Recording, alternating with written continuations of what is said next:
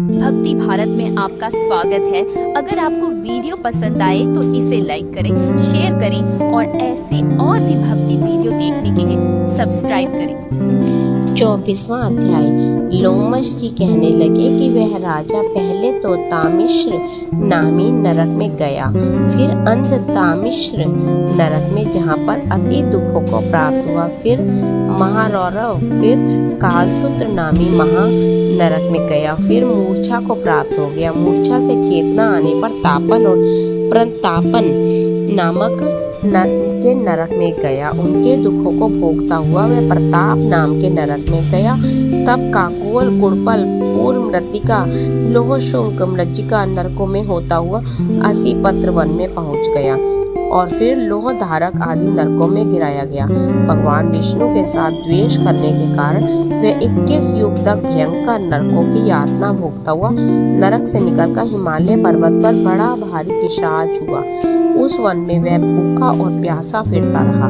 उसको मेरु पर्वत पर भी कहीं खाने को ना तो भोजन मिला और ना ही पीने को जल।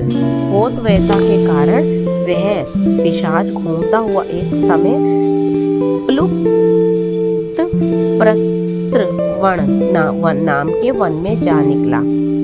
पहेड़े के वृक्ष के नीचे वह दुखी होकर हाय मैं मरा ऐसे शब्द जोर जोर से पुकारने लगा। भूख से दुखी मेरे इस जन्म का कब अंत होगा? इस पाप रूपी समुद्र में डूबते हुए मुझको कौन सहारा देगा?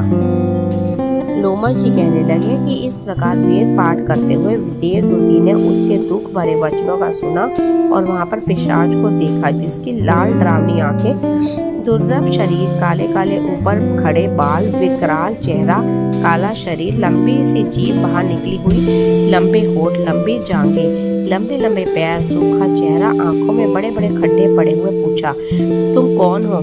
ऐसी करुणा से क्यों रोते हो? तुम्हारी यह दशा कैसे हुई?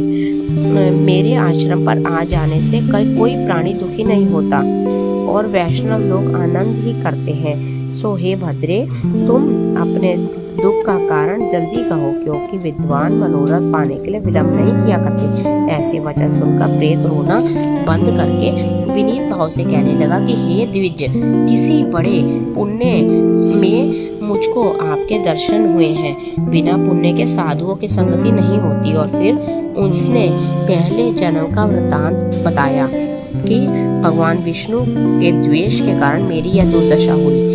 जिस हरि का नाम यदि अंत समय में मनुष्य के मुख से निकल जाए तो वह मनुष्य विष्णु पद को प्राप्त होता है।